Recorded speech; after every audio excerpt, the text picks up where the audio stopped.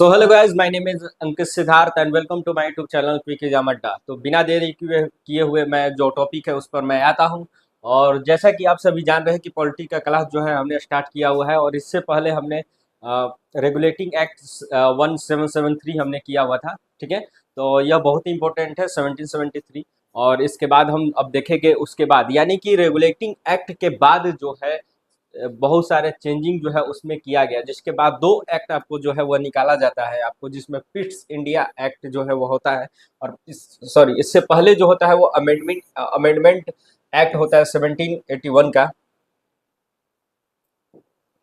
ठीक है, 1781 का। इसके बाद आपको फिट्स इंडिया एक्ट आपको 1784 में आपको जो है देखने को मिलता है अमेंडमेंट, ये रेगुलेटिंग एक्ट 1773 के बाद।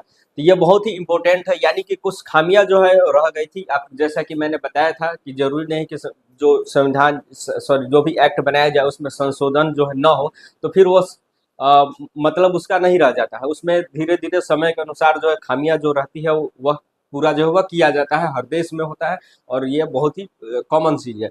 तो वही जब 1773 का जब आपको ये रेगुलेटिंग एक्ट आया, तो उसके बाद बहुत सारी उसमें कमियां जो है वह दिखने लगी। तो इसके बाद जो है कुछ सुधार जो है वो दो एक्ट लाकर जो है वह किया गया। Amendment act, act of settle इसको ये अमेंडिंग एक्ट 1781, और दूसरा जो है फिट्स इंडिया एक्ट 1784, इसको याद कर लीजिएगा। और इसमें क्या क्या चेंजिंग किया गया ये हम देखते हैं अब।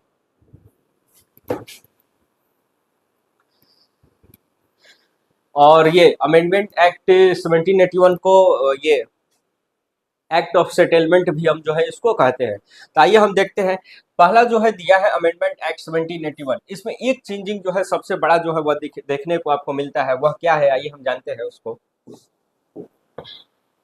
तो इसमें यह है कि separation of executive from the judiciary. ठीक है, यानी कि जो एग्जीक्यूटिव था उसको जो है जुडिशरी से जो है वो अलग कर दिया गया। अब कैसे क्या हुआ उसके बारे में बैकग्राउंड जो है वह क्या है उसको हम समझते हैं। तो सबसे पहला है हमारा जो एक्ट ऑफ सेटलमेंट।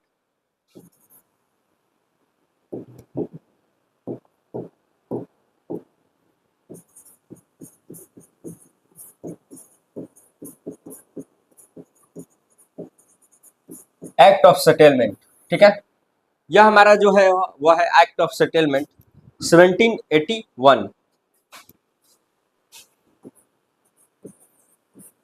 1781 इसमें क्या होता है आपको कि गवर्नर जनरल, यानी कि जो गवर्नर जनरल थे, और आपको सुप्रीम कोर्ट, आपको जैसा कि आपको पता होगा रेगुलेटिंग एक्ट में कोलकाता में सुप्रीम कोर्ट का जो है स्थापना जो है वह कर दिया जाता है।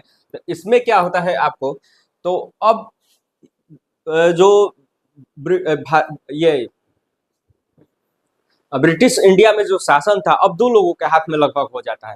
देखा जाए तो गवर्नर जनरल भी अपना काम कर रहे, उसके एग्जीक्यूटिव मेंबर जो है वह भी वर्क कर रहे हैं पावर को लेकर। फिर सुप्रीम कोर्ट है, उसका भी पावर है। भाई दोनों में इतना मतलब कि पावर डिवीजन क्लियर नहीं था। अब कौन किसका कौन फैसला लेगा कौन नहीं लेगा ये क्लियर था नहीं उस समय।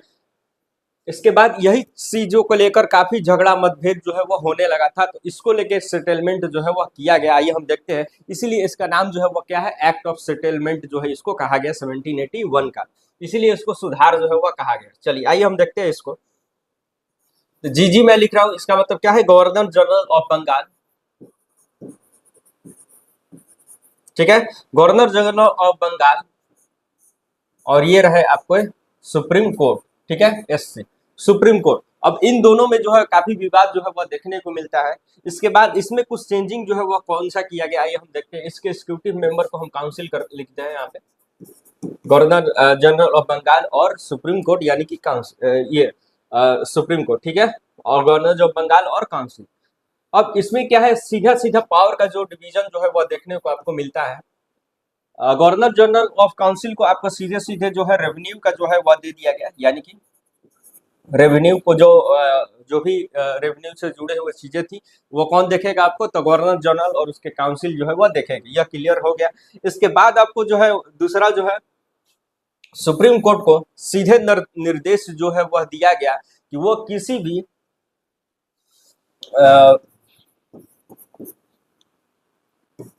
नॉट हर्ट इंडियंस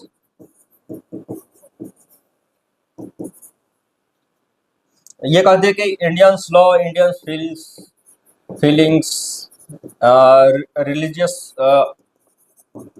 ठीक है। यानी कि कोई भी रिलीजियस या फीलिंग्स या कोई भी उनको उनको लेकर, मतलब कि जो भी उनका कल्चर है, सोसाइटी है, कल्चर सोसाइटी है, उस पर जो है यह क्या है, मतलब कि उसके अगेंस्ट नहीं जाएंगे। मतलब कि उनको क्लियर गाइडलाइन दिया गया कि भाई उनके अगेंस्ट में जो भी यह किया जा रहा था, यानी कि सुप्रीम कोर्ट जो है वह उनकी भावनाओं को, धर्म सोसाइटी के किस प्रकार से वो समझती नहीं थी, और क्या है फैसला जो है वह दे दिया करती थी। तो अब उन चीज को ध्यान में रखते हुए आपको फैसला जो है वह करना है, और किस प्रकार से जो है वह सुनिश्चित तरीके से भारत में जो है वह चलाया जा सके शासन लंबे तरीके से, तो उसको जो यहाँ पर स्थापित जो है वह किया गया। तो यह दोनों जो है आप देख सकते हैं कि कैसे डिवीजन जो है वह देखने को आपको मिलता है, इनका जो है पावर शेयरिंग और किस मामले में कौन बोलेगा, यह क्लियर जो है वह कर दिया जाता है। तो आइए अब हम देखते हैं इसमें आगे। अब हम देखते हैं, आपको यह आपको क्लियर हो गया होगा। अब हम देखते हैं पिट्स इंडिया, यह भी आपको आता है उसी में 84 में। आपको अभी और भी कन्फ्लिक्ट जो है अभी बाकी रह गए थे, याद रखिएगा।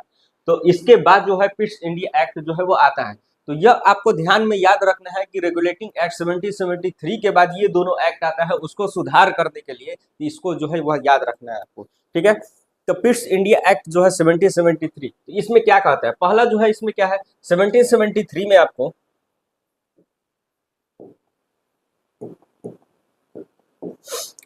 तो 1773 में आपको रेगुलेटिंग एक्ट जो है डिफेक्ट्स, उसको जो भी डिफेक्ट्स थे रेगुलेटिंग एक्ट में, उसको जो है वह कमियों को जो है पूरा किया गया। इसमें ड्यूल गवर्नमेंट का सिस्टम जो है वह देखा गया, और ज्वाइंट गवर्नमेंट का सिस्टम जो है वह बनाया गया। आइए हम समझेंगे उसको कि किस प्रकार से हुआ। तीसरा हमारा जो है गवर्नर जनरल काउंसिल का जो स्ट्रेंथ जो है, गवर्नर जनरल काउंसिल 4 होते थे, उसका स्ट्रेंथ जो है 4 से आपको क्या माइनस, सॉरी, पहले वो 4 होते थे, और 4 से आपको 1 घटाकर आपको 1 घटा दिया गया, और 3 जो है वह कर दिया गया, ठीक है। और इसमें गवर्नर जनरल का जो पावर है जो वह बढ़ जाता है, और साथ ही उसको वीटो उसको है ही, इसके बारे में और भी हम समझेंगे आगे अभी। और बम्बे और मद्रास प्रेसिडेंसी जो है उसको अधीन पूरा तरह से आपको क्या कर दिया जाता है, आपको गवर्नर जनरल ऑफ बंगाल जो होता है उसके अंतर्गत जो है वह कर दिया जाता है। तो आइए एक एक करके हम अब बढ़िया से इसको समझते हैं कि क्या यह कहता है। सबसे पहला हमारा जो है dual government, sorry dual control और ज्वाइंट जो गवर्नमेंट कह रहा है, इसको क्या है, इसको हम समझते हैं।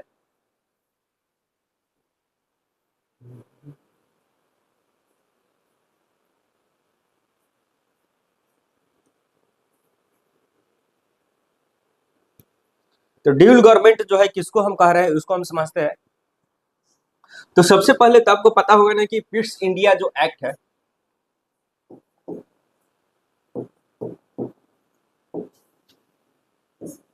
दिखाई दे रहा है ना आपको, पिट्स इंडिया एक्ट। तो पिट्स इंडिया एक्ट आखिर आता कैसे है। तो ब्रिटेन ब्रिटेन में जो है एक नया काफी युवा जो है प्रधानमंत्री बनता है, उसका नाम है विलियम पिट्स,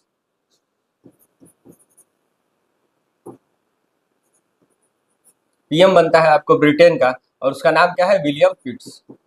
उसी के नाम पे जो है ये पिट्स इंडिया एक्ट जो है वो आता है, विलियम पिट, ठीक है, यह समझ गए। और 1773 में जो है यह आता है, यह एक्ट जो है वो आपको आता है। अब हम समझते हैं कि इसमें क्या चीज है। तो इसमें जो है आपको एक नया बॉडी जो है वो बनाया जाता है। देखिए विवाद जो है वो होता रहता है, यानी कि बोर्ड ऑफ कंट्रोल, फिर सॉरी कोर्ट ऑफ डायरेक्टर्स, इन लोग के बीच में और गवर्नर जनरल के बीच में, यह क्लियर जो है वह किया जाता है इसमें भी। तो यह ड्यूल गवर्नमेंट जो है सिस्टम क्या कैसा काम करता है, आइए हम समझते हैं उसको। तो 2 सिस्टम जो है इसमें बनाया जाता है, एक कमर्शियल ले लीजिए, यानी कि 2 तरह से जो गवर्नमेंट है वह चलती है, आपको जैसे कि पता होगा। एक कमर्शियल बेसिस पे जो है वह चलता है, और दूसरा जो है पॉलिटिकल। अब कौन क्या देखेगा इसको क्लियर किया गया। तो कमर्शियल जो है जो भाग है वो कौन देखेगा आपको, तो कोर्ट ऑफ डायरेक्टर्स जो है वह देखेंगे।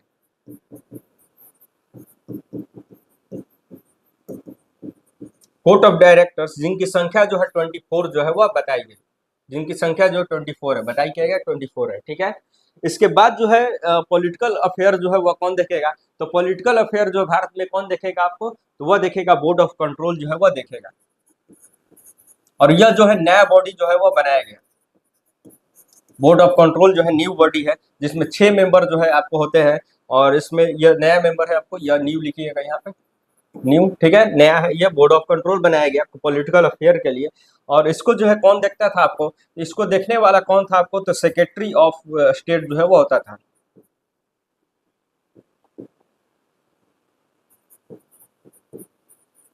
सेक्रेटरी ऑफ स्टेट जो है वो होता था, जो ब्रिटेन में होता था कैबिनेट मिनिस्टर, उसी वही जो है वो देखता था, कैबिनेट मिनिस्टर यह था,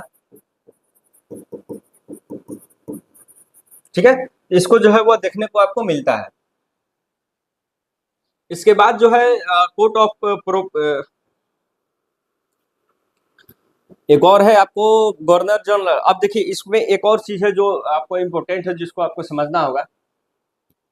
नहीं है।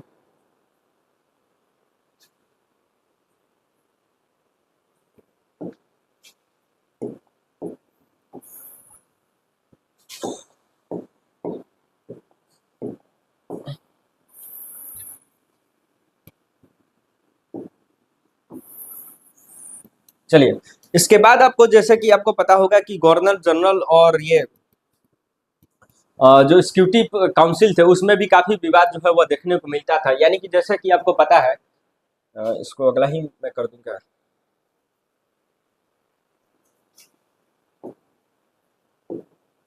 चलिए इसको आगे मैं समझाता हूँ। तो गवर्नर जनरल ऑफ बंगाल होता है, जी मैं लिखूंगा तो गवर्नर जनरल ऑफ बंगाल समझिए, गवर्नर जनरल ऑफ बंगाल, ठीक है। तो governor general of Bengal versus किसमें विवाद आपको देखने को मिलता है, उसके जो काउंसिल जो होते हैं उसमें विवाद जो है वो देखने को आपको मिलने लगता है, ठीक है।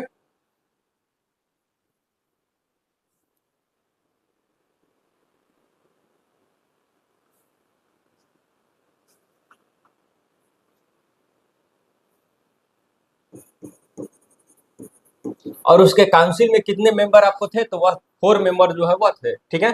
तब होता क्या है कि गवर्नर जनरल जो है वो एक होता है, जैसा कि आपको पता है, एक गवर्नर जनरल हुआ।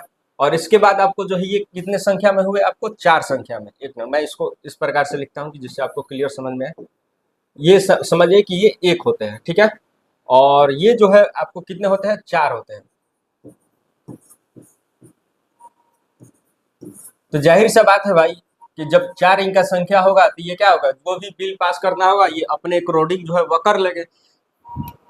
यानी कि इसमें ज्यादा से ज्यादा क्या होता है, ये समझिए सीधे अर्थों में, ये एक होगा, और इसके बाद ये अगर इसमें से एक भी अगर कोई राजी हो जाता है, एक भी या दो भी अगर राजी हो जाता है, तो ये पूरी तरह से क्या है, वह जो है वो हार जाते हैं, ठीक है।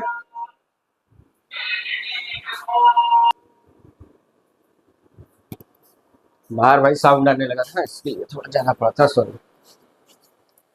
तो जैसे कि आपको पता है कि दो ही अगर हो गए तो ये क्या है, अपने बात जो है वो मनवा लेंगे, कैसे भी करके इनका बात जो है पक्ष जो है वो नहीं आएगा, कोई भी कानून या कोई भी सहमति अगर देना होगा तो। इसके बाद क्या किया जाता है, इसके पास तो वीटो पावर था ही, ठीक है। देखिए, अब इसके बाद क्या किया जाता है, आपको एक इसमें जो मेंबर जो है उसको हटा दिया जाता है, ठीक है। तो अब कैसे भी अगर हो सकता था कि 2 अगर मेंबर इसके पास अगर हो जाए, और इसके पास अगर एक भी मेंबर अगर हो जाए, ठीक है, तो 3 से बराबरी जो है वो हो सकता था। कहीं ना कहीं इसको पावर जो है लगभग जो है उसको मिल गया। और मान लीजिए 2 लोग अगर इसके साथ जो है नहीं है, 2 लोग इनके साथ है और यह अकेले भी अगर है, तो 2-2 पे अगर बराबरी हो जाता है, 2-2 पे, तो ये गवर्नर जनरल बंगाल के पास तो आपको विटो भी था, ठीक है, जैसा कि आपको पहले सेटलमेंट में आपको मिल ये सॉरी रेगुलेटरी एक्ट में आपको मिला था विटो पावर। तो इसके बाद जो है इसका मान्य जो है यह ज्यादा जो है वो हो जाता है, ठीक है। तो इसके बाद यह समझिए सीधे तौर पे कि गवर्नर जनरल जो बंगाल था उसका पावर जो है वो इंक्रीज जो है वो हो जाता है, पावर इंक्रीज, ठीक है। तो वही हमने यहाँ पर लिखा हुआ है आपको कि गवर्नर जनरल जनरल का जो काउंसिल जो है, काउंसिल जो है वो स्ट्रेंथ जो है रिड्यूस 3 कर दिया जाता है, और बॉम्बे और इसके बाद, ठीक है, और बॉम्बे और मद्रास का जो है उसका अधीन जो है वो कर दिया जाता है। पूरा तरह से पावर जो है गवर्नर जनरल को जो है अब यहाँ पर देखने को आपको जो है वो मिल जाता है, ठीक है। चलिए, इसके साथ ही यह भी ध्यान देना है आपको कि बॉम्बे और मद्रास का जो इसमें भी 4 आपको हुआ करते थे, ठीक है, इसको भी आपको ध्यान देना है। इसमें आपको 4 हुआ करते थे, इसमें भी आपको 4 हुआ करते थे, और सॉरी इसमें भी आपको मद्रास में भी आपको चार इसके साथ ही जो है वो हुआ करते थे। इसको भी रिड्यूस करके आपको 3 जो है मेंबर जो है वो बना दिया जाता है। ठीक है, अब इसको भी 3 अगर कर दिया जाता है, इसके भी मेंबर 3 कर दिए जाते हैं। और इसमें जो है आपको कमांडर और चीफ जो है इसी तीनों में से एक को कमांडर इन चीफ जो है इसमें से आपको एक को बना दिया जाता है। ठीक है, यह भी आपको ध्यान जो है वो रखना है। तो पूरी तरह से डिटेल में हमने जो है इसको कवर किया हुआ है। ठीक है, तो आपको समझ में आ गया ये किस प्रकार से है। एक और है आपको एक और आपको फैक्ट जो है वह भी याद रखना है। इसमें जो है आपको जिससे मैंने बताया था आपको, ठीक है, ये रहा।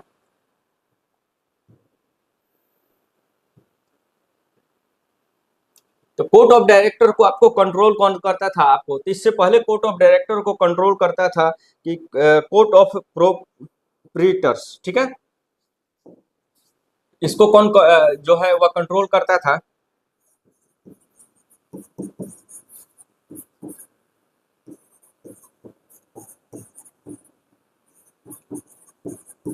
तो कोर्ट ऑफ प्रोप्रीटर्स जो है वह कंट्रोल करते थे इसको, कोर्ट ऑफ डायरेक्टर को। इसको भी क्या किया जाता है, इसको भी आपको जो है वो पूरी तरह से जो है वो अब जो है वो हटा दिया जाता है। ठीक है, इस एक्ट में आपको जो है यह भी आपको देखने को नहीं मिलता, और इनको भी जो है वो हटा दिया जाता है, कोर्ट ऑफ प्रॉपर्टीज को। ठीक है, तो इसको भी एलिमिनेट कर दिया जाता है, और सीधे सीधे पावर जो है कोर्ट ऑफ डायरेक्टर को दे दिया जाता है 24 मेंबर्स को, और इन पे जो कंट्रोल था यह पद जो है वो हटा दिया जाता है।